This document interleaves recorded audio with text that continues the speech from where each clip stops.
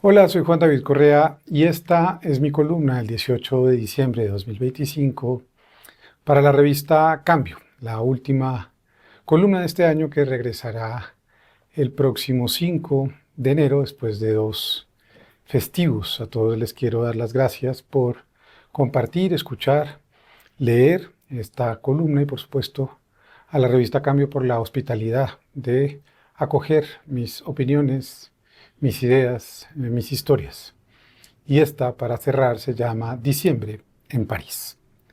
El recorrido entre el aeropuerto Charles de Gaulle y el distrito número 13 duró 1 hora y media. Éramos 5. En la van se sentía un clima tibio. El susurro de la radio, casi inaudible, arrullaba esa madrugada de escarcha a las 8 pasadas de la mañana. Uno escucha distinto cuando es adolescente y lleva 12 horas metido en un avión que apesta a cigarrillo. Los adultos hablan y uno piensa en otra cosa, en teñirse el pelo, en comprar CDs porque aún en ese entonces había CDs, o en cómo iba a cambiar la vida, en mi caso porque apenas en unas semanas más tarde iba a entrar a la universidad. El hombre que conducía tendría unos 30 años pasados. La hermana de mi padrastro, una documentalista que ya llevaba una década en París, había arreglado la recogida. Había mencionado que era alguien muy especial, colombiano, que se había especializado en transporte y que como éramos 5, ningún taxi nos llevaría juntos. En su camioneta cabríamos perfecto. Seguramente el hombre y mi padrastro hablaron en la parte delantera mientras atrás, mis hermanos, mi madre y yo veíamos pasar edificios de multifamiliares y las bardas verdes de contención del periférico. 1 hora y media después descargamos nuestras maletas en una calle cercana a la Plaza de Italia, donde habíamos alquilado un apartamento por unas semanas. El hombre se despidió sonriente. Sonriente porque las pocas veces que lo volví a ver pude ver sus incisivos algo pronunciados. Corpulento, de estatura media, barba en forma de candado, gorro de lana, chaqueta gruesa, abrigo, joven, muy joven aún, pero ya mayor para mis 18 años. El hombre se subió al carro y la camioneta se perdió por las callejuelas de esa ciudad a la que él había llegado sin quererlo. 13 años antes, ese hombre, Miguel Ángel Vargas, tenía 18 años, como yo cuando lo conocí, y había entrado a estudiar Derecho en la Universidad Externado. Como muchos jóvenes de su generación, tenía relaciones e ideas que eran consideradas no solo peligrosas, sino subversivas. Además, entendía que esas ideas podrían significar la cárcel o el destierro. Desde niño había acompañado a su padre, Manuel Vargas, junto a su madre y a su hermana al trabajo social y político. Manuel había aprendido a dibujar de manera autodidacta desde niño cuando estudió en el Colegio Mayor de San Bartolomé. Dicen que se subía en las butacas a imitar a Jorge Eliezer Gaitán y que no pudo terminar el bachillerato. Fue autodidacta y en la vida que bullía en el centro de Bogotá hizo parte del movimiento revolucionario liberal. Entró a trabajar como mensajero en agencias de publicidad. En ese entonces los oficios gráficos requerían la delicadeza de la observación y la sutileza de las manos. Manuel tenía ideas y se dio cuenta de que las palabras y las imágenes podían ser más revolucionarias que las armas. En los años 60, cuando Camilo Torres tomó la decisión de irse al ELN, muchas y muchos pensaron que la alternativa ante la represión y la imposibilidad de un verdadero cambio era la lucha armada. Otros, en tiempos de Carlos Lleras Restrepo, decidieron acompañar la idea de que era necesaria la reforma agraria y una organización popular que le hiciera contrapeso al encierro del establecimiento. Celebraron la creación del Instituto Colombiano de la Reforma Agraria, INCORA, y ayudaron a la organización de la Asociación Nacional de Usuarios Campesinos, ANUC. El capítulo de Córdoba y las sabanas y los valles del Sinú fue especialmente importante. La educación y la pedagogía eran fundamentales si se quería crear conciencia política. La investigación-acción participativa era el método de algunos que apelaban a lenguajes pedagógicos y gráficos para explicar y compartir saberes y conocimientos. Orlando Falsborda ya había señalado la ruta, y Manuel y después sus hijos, Miguel Ángel y Luz, hacían parte de ese mundo que comenzaría a ser proscrito, perseguido, exiliado y torturado. Trabajó con Tila Uribe, hija de Tomás Uribe Márquez, con Carlos Álvarez, el director de películas como Asalto, Colombia 70 o ¿Qué es la democracia?, en la que hizo, junto a Carlos Beltrán, los dibujos animados. Además de dibujos y eventualmente algún tiempo después portadas para los primeros números de la revista alternativa, Manuel era activista, así que cargaba papel y mensajes. En 1972 lo arrestaron por estar en una lista de artistas intelectuales que llevaba consigo Fabio Vázquez Castaño, uno de los fundadores del ELN.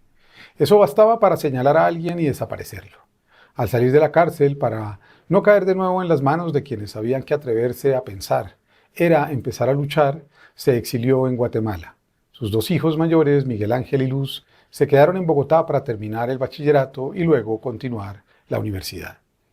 El 23 de junio de 1982, en los últimos días del gobierno de Julio César Turbay Ayala, en plena vigencia del brutal Estatuto de Seguridad, Gloria Lara, directora de Asuntos Indígenas del Ministerio de Gobierno, fue secuestrada. Se especuló que el M-19 era responsable, versión que 30 años después, cuando Gustavo Petro fue alcalde de Bogotá, sería revivida por los viejos miembros del MAS, grupo que ideó y fue responsable del Plan Macabro para inculpar a 18 personas y desaparecer a 4 más, entre ellas 2 niñas de 9 y 4 años, un aparato armado que fue el germen del paramilitarismo de los 80, creado por militares, el cartel de Medellín y políticos conocidos de autos. Pronto aparecieron fotografías de Gloria Lara en periódicos como El Bogotano, donde se la veía demacrada y torturada. El caso ganó notoriedad. El cuerpo de Gloria Lara apareció cubierto con una bandera de la ORP, una tendencia política de la NUC que se había terminado en el año 78, a la que había pertenecido Miguel Ángel, así como muchos de quienes fueron perseguidos y torturados ese diciembre de 1982, cuando la asesinaron. Ese mismo diciembre en que Miguel Ángel debió desaparecer o esconderse en todo caso. Los dos hermanos Vargas entendieron con pasmo que la cacería que se había iniciado iba a llegar a su puerta. El apartamento que compartía con su hermana Luz y su sobrina Violeta en la urbanización Usatama fue allanado por militares 4 veces en las madrugadas, buscando supuestas evidencias que no existían. El caso ha sido documentado por la Comisión de la Verdad y en otros informes periodísticos y ha cobrado relevancia en los últimos días por cuenta del acto de perdón que ofreció la Cancillería el pasado viernes 12 de diciembre a quienes padecieron ese pérfido montaje que no permitió esclarecer el crimen de una mujer joven y que ocultó una verdad que seguramente obedeció a intereses de grupos de poder que han elegido el camino de la mendacidad, el rumor, la compra de testigos, la masacre, el amedrentamiento y el miedo como estrategias para prevalecer. La vida de quienes fueron elegidos para este simulacro fue destrozada y su padecimiento es el de toda una sociedad. Patricia Rivera y sus hijas de 9 y 4 años fueron desaparecidas y nada se sabe de ellas hasta hoy. Tadeo Espitia fue capturado y torturado. Miguel Gamboa, Emperatriz Santander, Froilán Rivera, Graciela Costa, Hernando Franco y Miguel Ángel Vargas son algunas y algunos de quienes fueron señalados como responsables ante millones de colombianos. Eran y son inocentes. Aunque el caso prescribió en 1998, muchos siguen creyendo que aquellas noticias del periódico en 1982, o en las versiones que circularon, o en la memoria que reactivó y profundizó el uribismo y la torpeza de la lucha armada, quisieron convencer a Colombia de que cualquier pensamiento disidente, incómodo o revolucionario era equivalente a ser asesino depravado o el culpable perfecto para cualquier fabricación mezquina. Y en ese sentido, han obligado a muchas y a muchos a sentir pavor de revelar su propia historia, su pasado, el de sus padres o abuelos que pertenecieron a movimientos sociales, liberales radicales, que fundaron partidos o que como estudiantes militaron en la izquierda.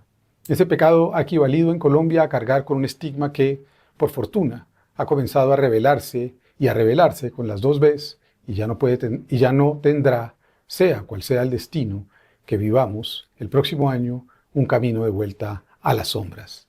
En 1995, cuando me crucé por primera vez con su historia, no entendí que ese hombre que se subía a aquella camioneta en la gélida París de este diciembre, Miguel Ángel Vargas, a quien cariñosamente llamaban Petete, era el cruce de caminos de una superposición de tiempos, ideas, exclusiones, injusticias y hierros de una parte de la sociedad que condenó a miles al exilio. Y a ellos, 43 años después, debemos seguir pidiéndoles que nos perdonen, porque sus verdugos siempre, siempre supieron lo que hacían. Nos vemos el próximo año.